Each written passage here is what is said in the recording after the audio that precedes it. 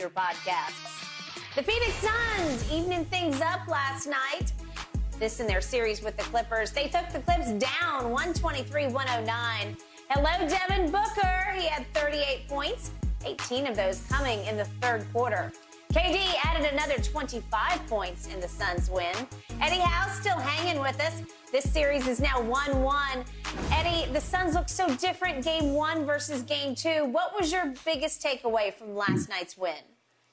Well, the biggest takeaway was Suns were able to get whatever they wanted offensively. There was no resistance in the pick and roll, whether it was Devin Booker in the pick and roll or whether it was Chris Paul in the pick and roll. They were taking advantage of that drop coverage, and the drop coverage is when the big is playing probably 4 or 5 feet away from you. And as you're coming off the pick and roll, he's constantly dropping back, daring you to take that mid-range shot. And Chris Paul was taking it. He was making it. Devin Booker was taking it and making it. And then what Chris Paul started to do to really manipulate it, started coming down and engaging that big and then kicking it to DeAndre Ayton at the free throw line for free throw line jumpers where he had, I want to say, 3 straight shots at one particular time. And they shot 58% from the field, 58% from the field, 41 from three. And to me, that's really where the game was. There wasn't anything that I feel that the Clippers didn't do that they did in game one and game two, except Chris Paul knocked down shots, was able to manipulate that pick and roll. I look at the Suns, if one thing I could poke a hole in is they're giving up too many offensive rebounds. They gave up 15 offensive rebounds in game one, and they gave up 12 in game two. Now, that's something that you have to clean that up, especially when you have two bigs out there that can rebound the ball. But for the most part, I thought the Suns played a great game, and Devin Booker just took over and was a superstar that he is. Didn't make a three in the first game. This game comes out and makes 4. So that was the difference in the game to me.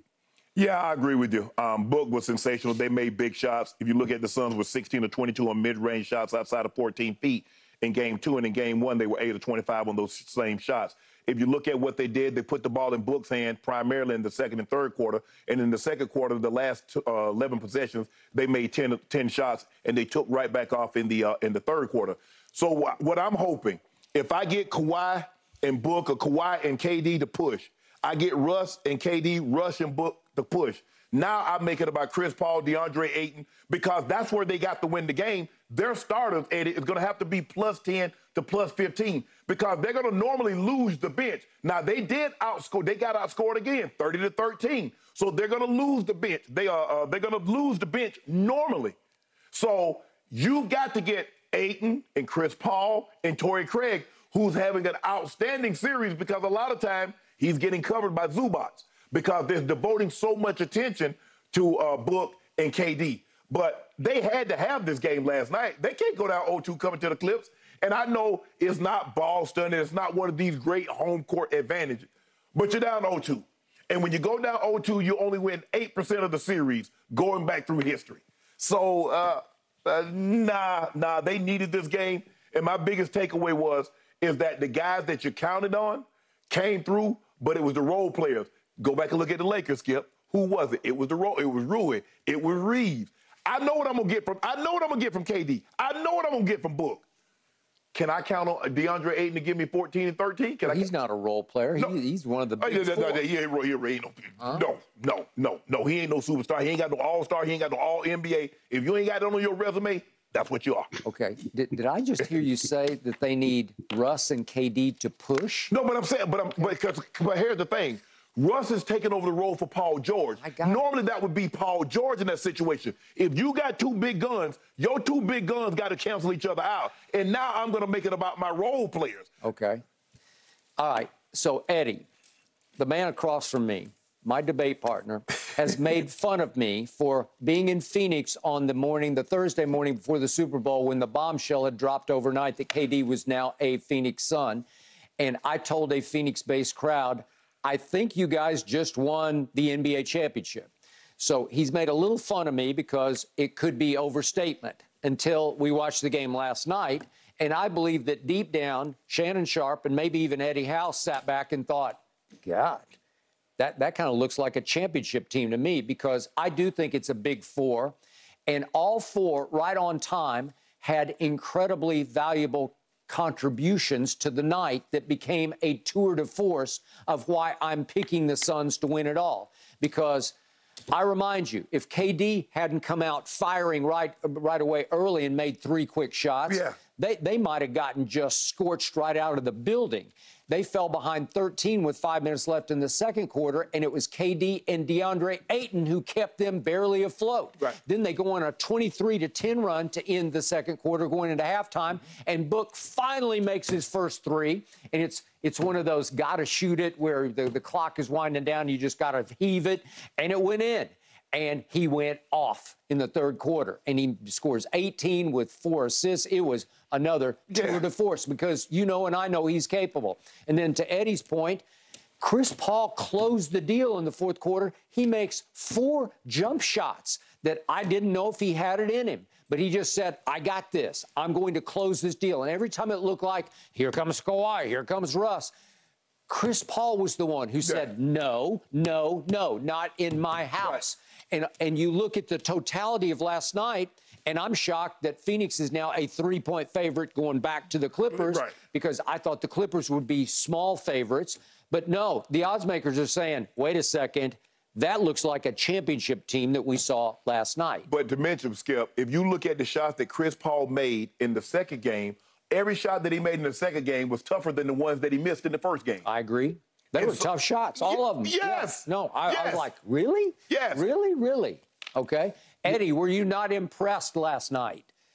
Well, I was impressed by this, that they won the rebounding battle. Remember, I said it yesterday. You can't have Chris Paul leading your team in rebounding. DeAndre Ayton answered that bell. He led everybody with 13 rebounds. He did. And then on top of that, I just looked at how they played, right? They shared the basketball. They had 30 assists. Most of the times in the NBA, you get 30-plus assists, you're going to be on the winning side of things because that means you sharing the basketball, you got the team in rotation, and you're getting up a lot of shots. You're passing up good shots to get great shots. And they did that yesterday.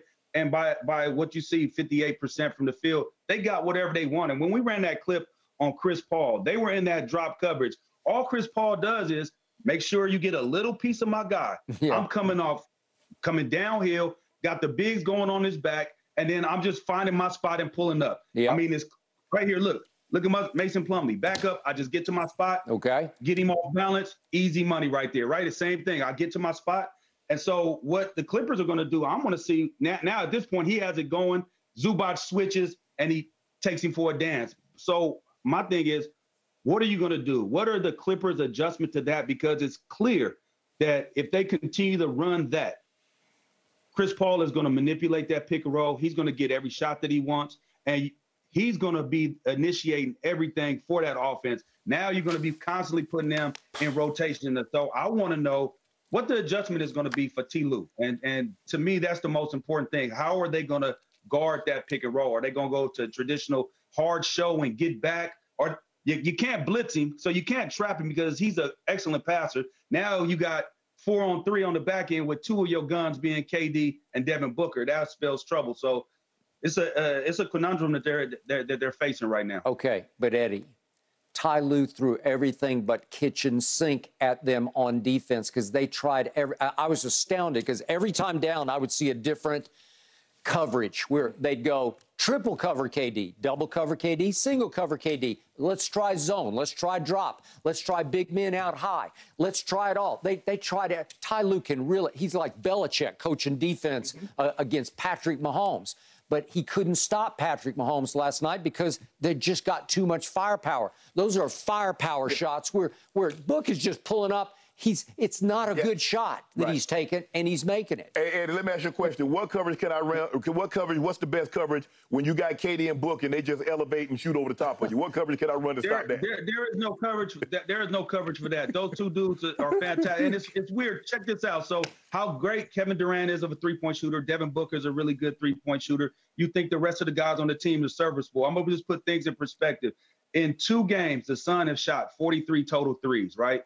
Last night, I watched a game where the Atlanta Hawks shot 48 threes. So this is in 1 game. So this is 2 games. This is showing me that what the Suns aren't relying on the three-point shot. No. They'll take it if they get an open shot, but they're trying to kill you in the mid-range. They're trying to get to the basket, and they're trying to work in that mid-range. So now, with those numbers, what is your game plan, right? What is your game plan? Yeah. And the reason why you were saying that T. Lue threw everything at him, but not with the high pick and roll. he stayed with the drop coverage. And great players, you got to mix it up. You can't give them a steady diet because they're going to diagnose it, and before you know it, they got a rhythm going, and you can't turn that water off. All right, so Eddie, you're a big Russ fan. I'm not. Shannon, somewhere in the middle. He wanted him gone from the Lakers, but he does have respect for him. Okay, so last night, I'm watching this guy. I don't even know who he is. That's the best I've ever seen Russ play, start to finish, on both ends of the floor. He is playing his tail off on one area he never really cared about. That's called defense. I don't know what's gotten into him, but he maxed out last night. I thought Kawhi maxed out. I don't know that he could play much better on both ends of the floor, and you, in the end, got blown off the floor. So again, do you believe that Russ can play any better than he did last night? No, I think that he could play consistently the same. I thought offensively he made some shots that, for the most part, he was 2 for 3 from three. Those are like dare shots. People are daring him to shoot it, but he was 8 for 8 from the free throw. He went to the free throw line and knocked down the free throws. Yeah. So I think it's sustainable. And the one thing about it, guys, this is the real spill.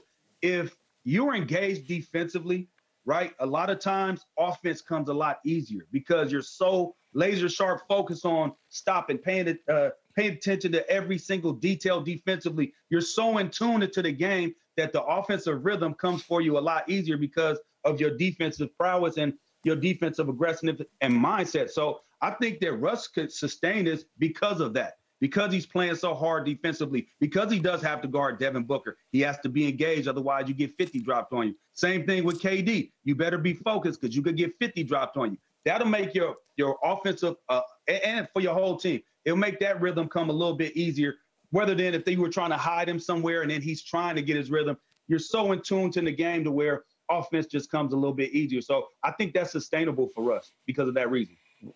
Think about this, Eddie. He goes from 3 of 19, that should have been 3 of 20, but Book fouled him on a shot there's no way he's going to make. He goes 9 of 16 last night, and yet, because I believe he's got the worst hands in the history of basketball for a point guard, there was a shot he made in the second quarter. He goes up and gets an and one, and he lost the ball in midair. And guess what? It accidentally went in the basket. And I'm saying, you're out of your mind.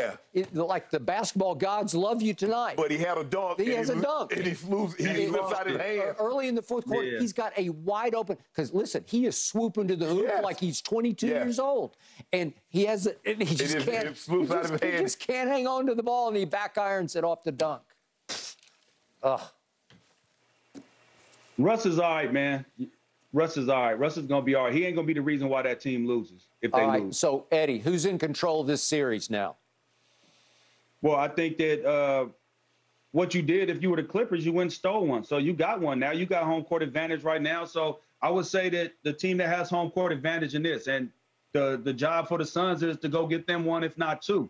So, and I think the one you could crack them at is game 3.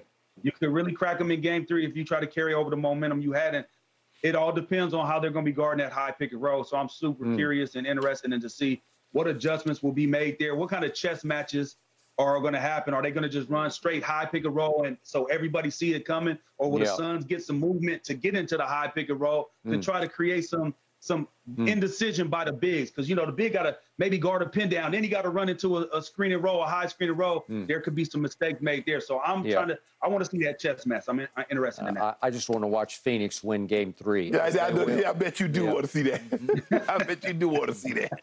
Yeah. Eddie, I think the adjustments are going to be phenomenal. You got Ty Lue and Monty Williams, 2 of the greatest minds in the game. Game 3 tips off tomorrow night. All right, Eddie, thanks so much for joining us. We sure do appreciate it. Coming up next, let's talk a little Trae Young. Has he fallen further away from All-Star status? Skip and Shannon weigh in just a moment.